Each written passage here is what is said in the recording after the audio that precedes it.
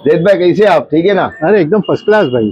देखिए इलेक्शन जो है बीएमसी ने कल जो है 27 वार्ड की जो है 227 वार्ड की जो है एरिया वाइज जो है वो डिक्लेयर कर दी। बिल्कुल। अब फिर जो है इलेक्शन की गहमा गहमी शुरू होंगी और जुम्मे फिर से आएगी।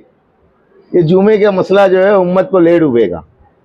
हमने फिर सुना है कि एक जुमा है और इस जुमा को फिर से एक ऐलान है। आखिर ये चीजें क्यों नौजवानों को वर्गालाने के लिए की जा रही है? आपका इसके बारे में क्या समझना है, क्या है? ये देखिए, जब तक इलेक्शन की तारीख डिक्लेयर होगी उस वक्त तक ये लोग हर जुमा को एक नई फिल्म रिलीज करेंगे। ये धार्मिक इशू पे, मजहबी इशूज पे, मतलब हिंदू मुस्लिम की बुनियाद पर इस तरीके के मसाइल पैदा करेंगे और लोगों में इख्तलाफात को पैदा करेंगे।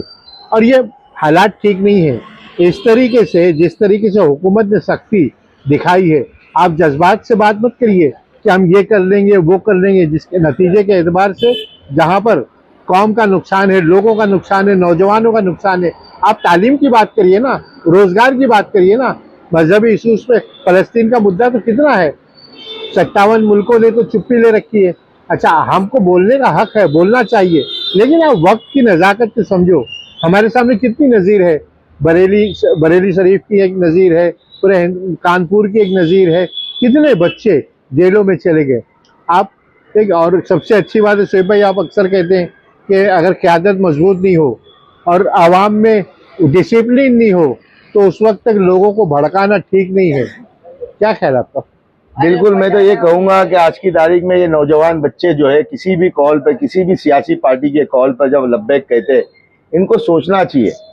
ये कहीं कभी अपनी जिंदगी के अंदर उन मोड़ों पे जाके देखे, कभी अत्थर रोड जेल के पास जाके देखे, कभी मजगांव कोर्ट के पास जाके देखे। जब उस तारीख पे जो वो कैदी आते हैं तो उनकी फैमिली किस तरह से वो गाड़ियों के पीछे भागती है। वो एक बूढ़ी माँ जिसने उस बच्चे को अपनी जवानी का सहारा समझी थी। लेकिन ये जो नौजवान है, ये नौजवान जो है किसी के वर्गला में आने के बाद में अफसोस होता है, बहुत अफसोस होता है कि इस तरीके के कॉल के ऊपर लब्बैक कहते हैं एक जज्बात के साथ में, जज्बे के साथ में कि हम, मैं चाहूंगा ये नौजवानों को कि वो अपने अच्छे और बुरे को सोचे, अपनी कौम के रहनुमा बने, अपने कौम के रहबर बने, ना कि किसी भी सियासी पार्टी के ऊपर लब्बैक कहे।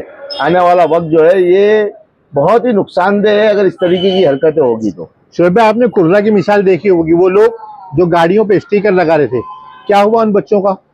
पूरे हिंदुस्तान ने देखा जिस बेदर्दी से, मतलब वो पीटे गए, जेलों में बंद है और उनके ऊपर केसेस लगे हैं। कोई एक लीडर उनको छुड़ाने नहीं गया। मैं तो कहता हूं कि आप उनको पहले छुड़ाइए, उसके बाद में नए नए ऐलानात करिए। ये सारी चीज़ों के मिसालें हैं, हमारे पास बहुत मिसालें हैं कि इससे पहले जो है पिछले 1 साल 1.5 साल पहले इसी तरीके से कुर्ला में एक हादसा हो गया था और हमारे कायदे दीन और उलमा इकराम को अरेस्ट किया गया था। उसके बाद में जिन बच्चों के ऊपर केस हो गई, वो बच्चे आज तक के जो है जेलों में सड़ रहे। हम नौजवानों से अपील करेंगे कि ऐसी जुमाएं बहुत आएगी और ऐसी जुमाओं पे सियासत लोग जो है बहुत सी चमकाएंगे अपनी सियासी पार्टियों को। हम कोशिश करेंगे, हमारा काम है कोशिश करना, हमारा काम है बोलना, और हम अल्लाह रब्बुल आलमीन से दुआ करेंगे कि हमारी कौम के अंदर जिस तरीके से आपने बात की कि जो असल काम करने के वो नहीं करते और जो नहीं करने के उन कामों पे हम मेहनत कर रहे हैं। मैं तो उन सियासी लीडरों से हाथ जोड़कर अपील करूंगा कि अल्लाह के वास्ते किसी एक खानदान का एक बच्चा भी अगर जेल में जाता है या वो मुतासिर होता है तो पूरा खानदान मुतासिर होता है। आप अल्लाह के वास्ते इस तरीके की बातें ना करें। आपके पास मुस्बत काम बहुत है।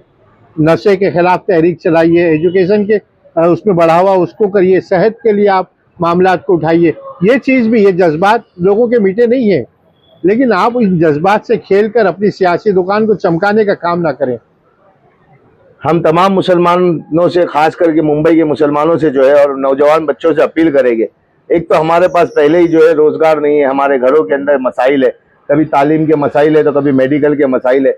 हम रातों को जो है रात भर जो है हम अपने गम को जो है चाय की दुकानों पर निकालते हैं, लेकिन ऐसे किसी कॉल पर नहीं जाए जिसकी वजह से पूरी की पूरी जिंदगी और पूरे की पूरी हमारे फैमिलीज को डिस्टर्बेंस हो। अल्लाह रब्बुल आलमीन से फिर एक मरतबा हम दुआ करेंगे कि अल्लाह इस मुल्क के अंदर अमन और अमान को कायम रखे।